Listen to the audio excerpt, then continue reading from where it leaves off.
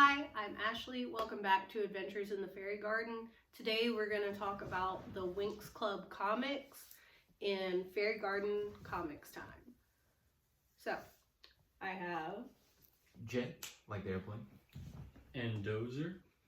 Here with me, neither of them has read the Winx comic. They're both big comic fans though, primarily reading superhero comics. But not just Marvel and DC, smaller indie comics as well. So they are excited to take a look at a comic that's outside of their normal wheelhouse. I'm excited because I myself haven't read very many comics and I've been enjoying the Winx Club comic series. If you're familiar with the show, and Jet and I have been rewatching the series in preparation for the upcoming reboot this year. The comics are a different continuity than the show. I've been reading them via Internet Archive, but you can also find them on winxclub.to. You can find volumes that have been put together on Amazon if you would like to purchase volumes. But the order, I'm not 100% sure if they're in order on the Internet Archive, but I would say the first 10 or so issues follow along with like very early season 1 Winx, and after that we kind of stray to completely different plot lines, and I would consider it an alternate universe. So we're going to start with issue 13 on Internet Archive, and it is called Moonlight. So, Jet, based on the title, what do you think we're going to discover in this issue with the Winx Club? Okay, so this is from me not knowing anything really about the comics other than what you just said. Stella is like the sun and moon fairy or whatever, but I imagine with a title like Moonlight, they might be introducing an actual straight up moon fairy that's not Stella, who maybe is either like a bad guy or someone from her kingdom. Right, Dozer, what do you think? I don't know anything about this show. That's right. It sounds like it sounds like a superhero show in comics, so not quite out of the realms of what like Jet and I would normally read, but maybe different target audience, I guess, is the only difference. Okay, so for this adventure, since Jet and I have watched, we're all the way through season 5 together.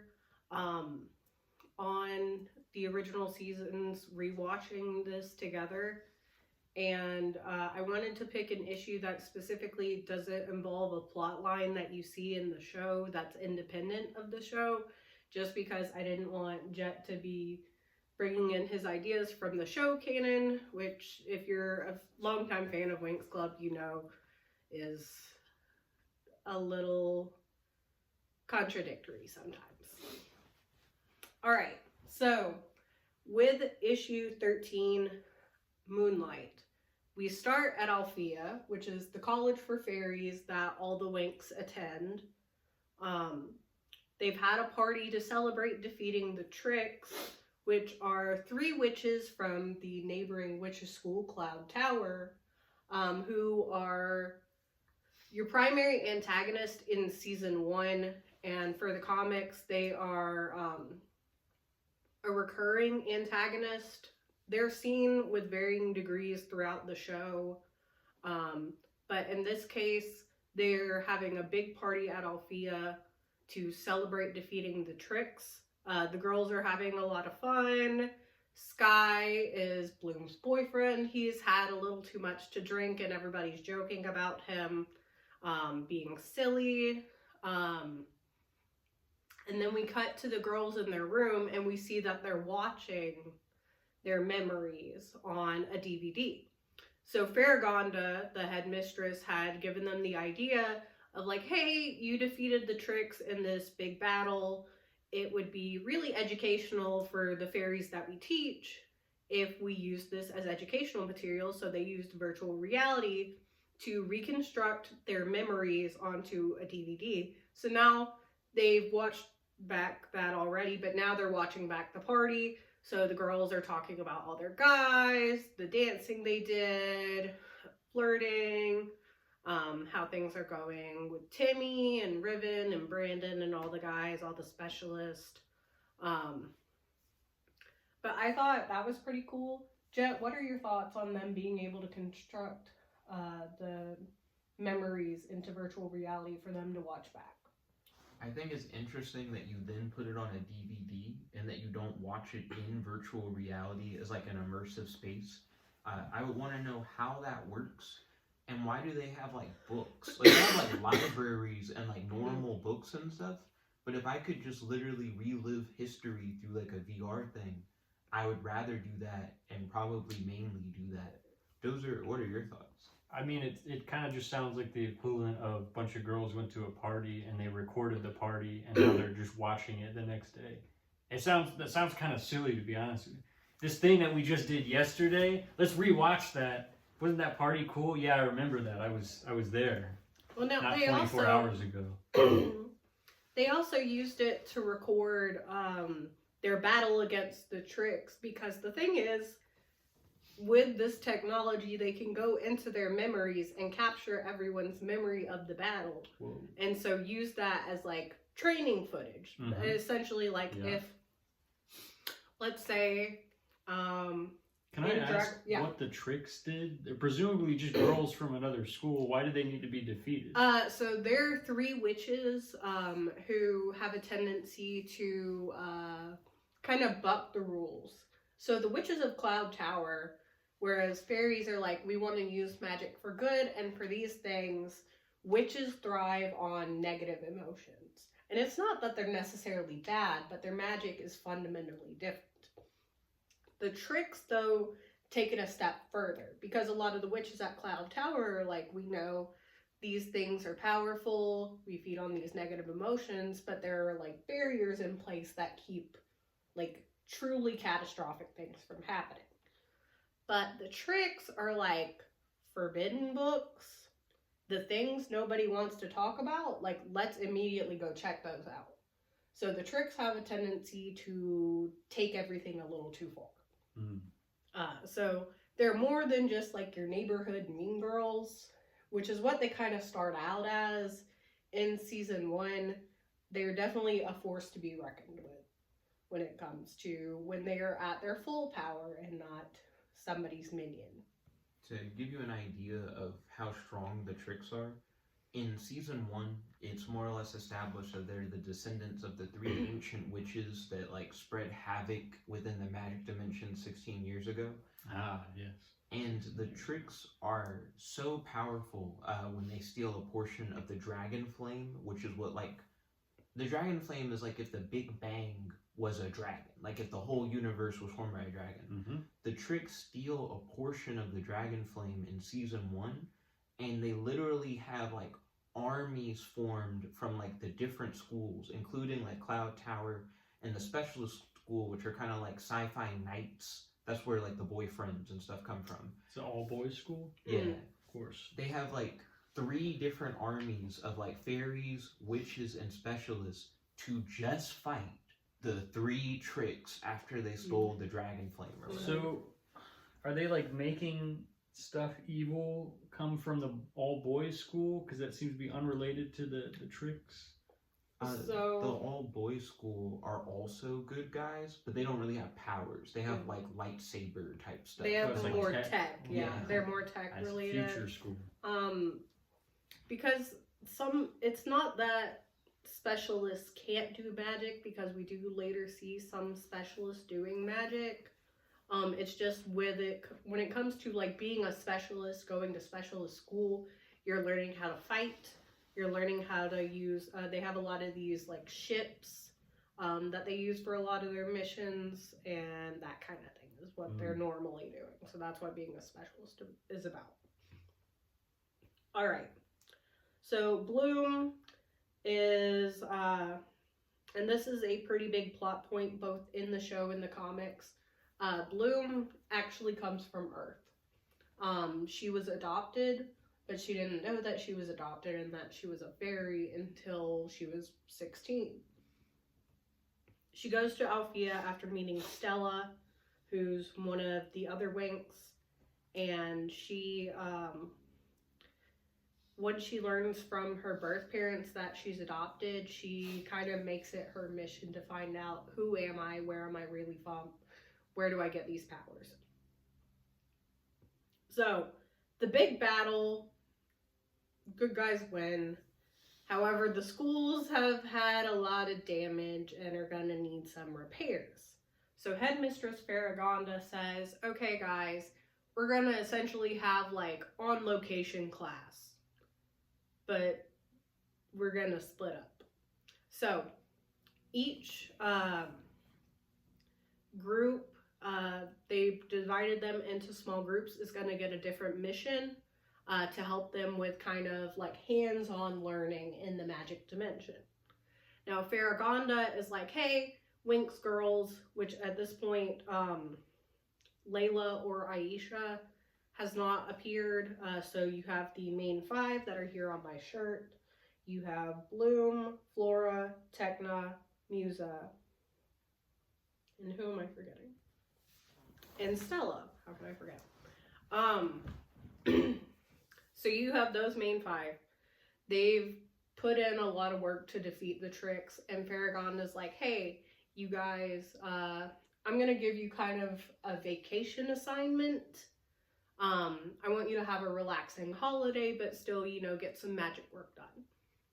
So she sends them with their specialist boyfriends to accompany them for safety, of course, on a nice romantic getaway to the mountains to collect moonlight.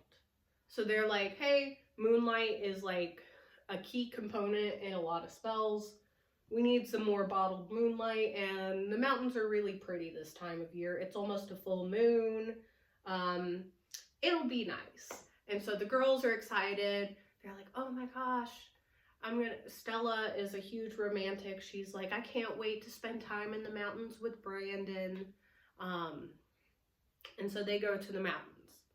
So they go to the mountains, and in the small village that's at the base of the mountain, they meet a group of people who are having some sort of celebration. So they're like, hey, what are you guys celebrating? And they're like, well, it's a full moon, so this is a time for celebration, but this is also a time where we need to protect each other. Things can get dangerous during a full moon, so we stay together and party so we're always safe together. So, what do you think they might be hiding from? Like a werewolf or something? Perhaps. What do you think, Dozer? That seems to be what's directly related to danger at a full moon. Yeah. So the people are scared of a danger, and Sky, Bloom's boyfriend, one of the specialists, says, oh, we're here to bottle some moonlight. We're here for the full moon. And then suddenly everybody's demeanor changes completely.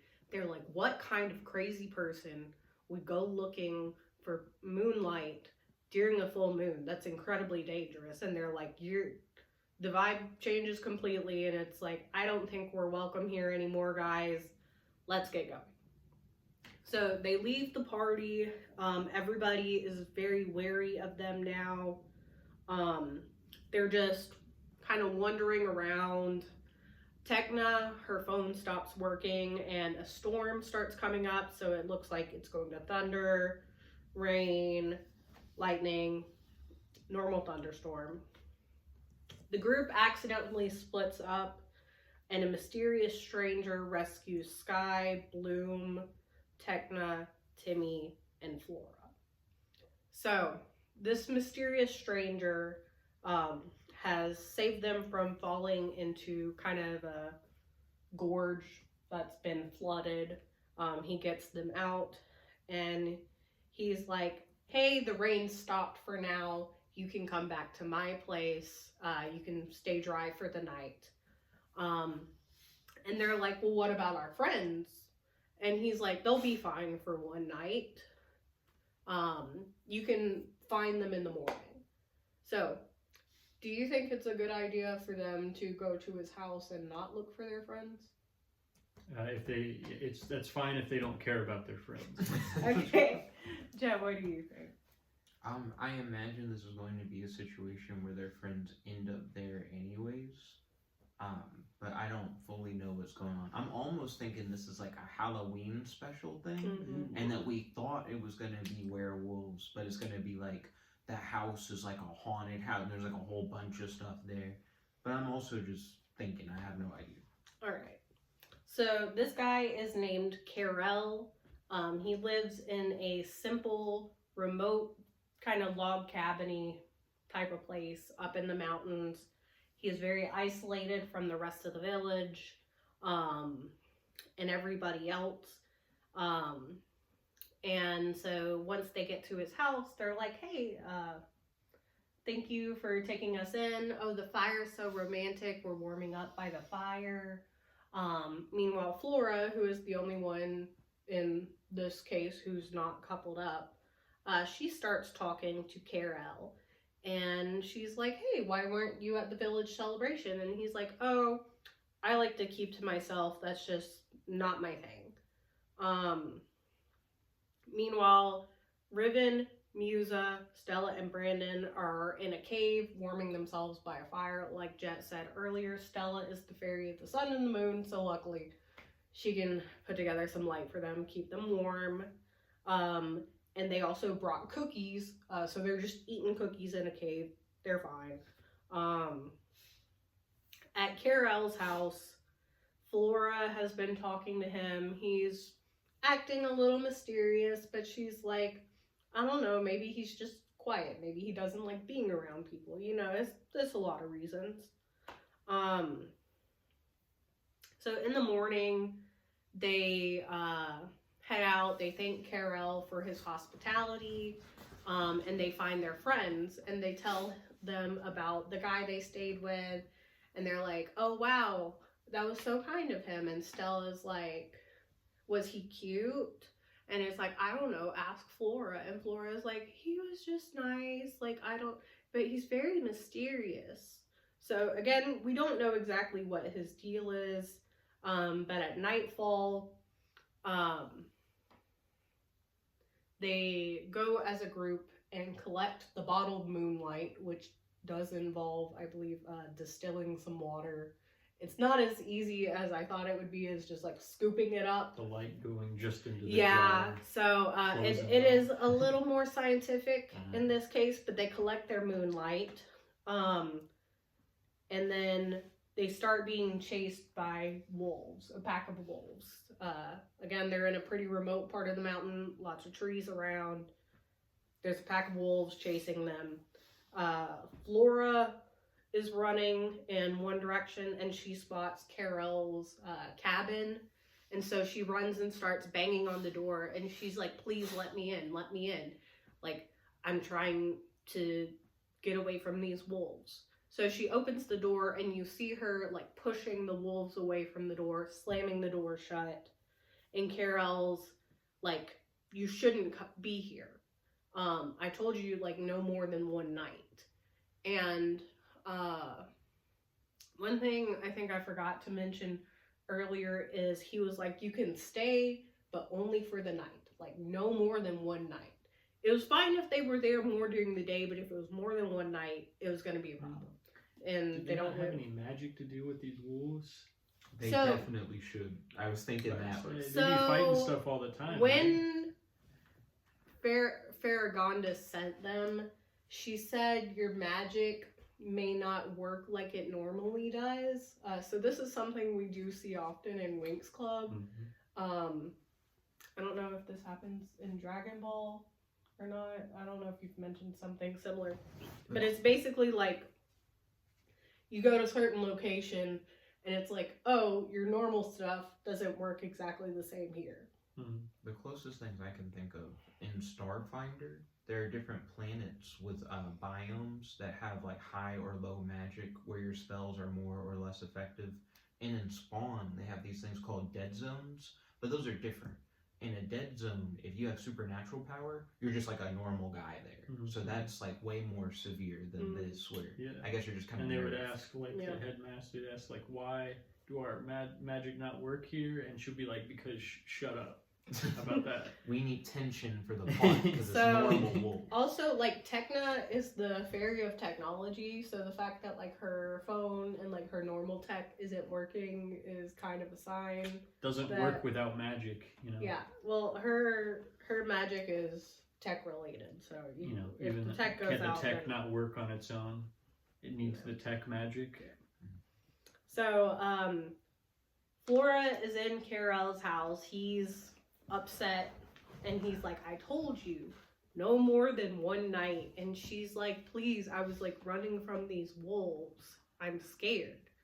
And she's like, but don't worry. Look, I got this bottled moonlight. Isn't it beautiful? And he's like, what on earth? Why do you have that? And then, something changes. What do you think upset him about the bottled moonlight? That he's a werewolf who lives by himself in the mountains because he's a werewolf. He is a werewolf, so We he showed does him transform.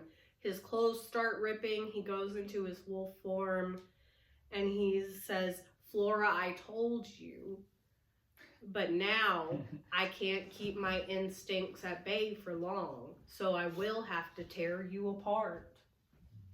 So she understandably freaks out. She does use her powers. Flora Oh, is... she does have her powers. Yes, she has them. So she's just pretending before. No, she's just able to use them, at least, in this scenario. So she uses her, she has plant powers. She creates a vine barrier to essentially tie him up and keep him at bay. And she runs out and she goes back to her friends. She's really upset. And she starts putting everything together and she's like, oh, this is why he was acting so weird about the moonlight and being around the villagers and nighttime and whatever. That's it.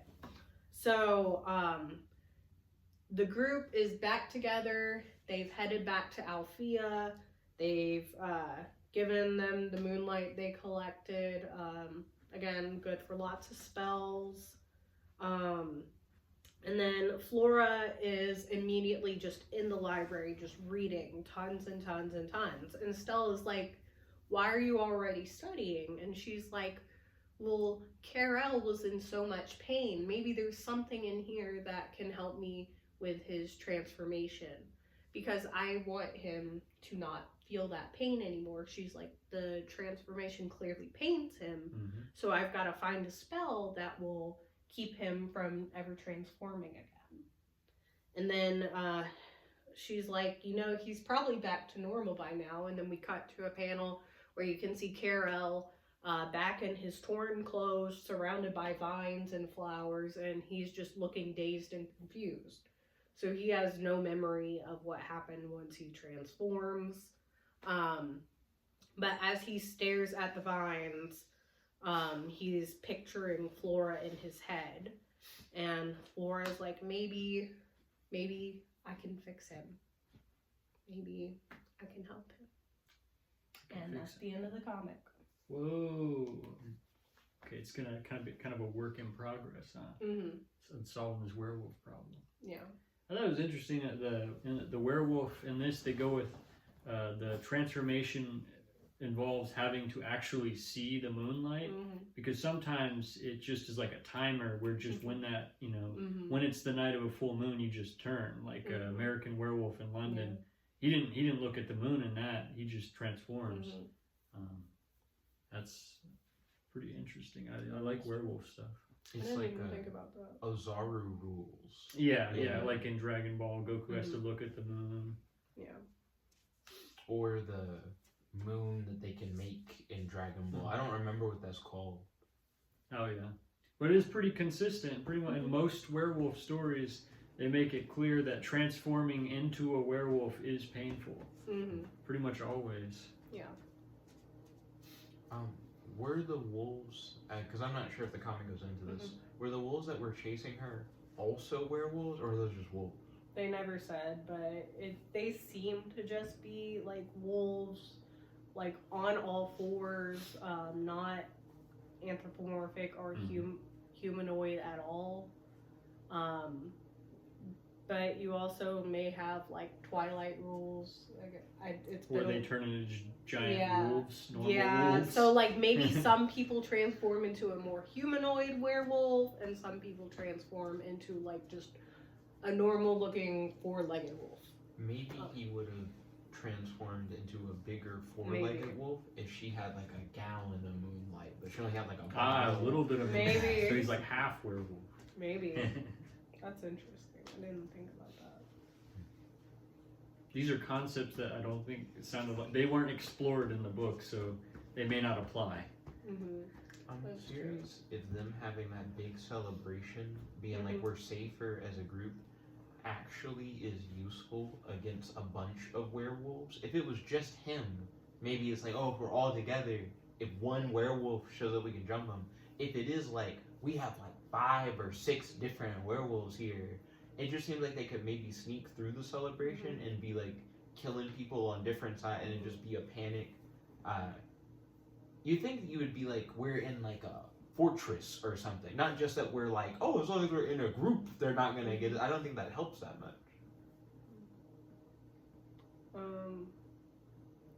The mountain is in like the mountainous village area.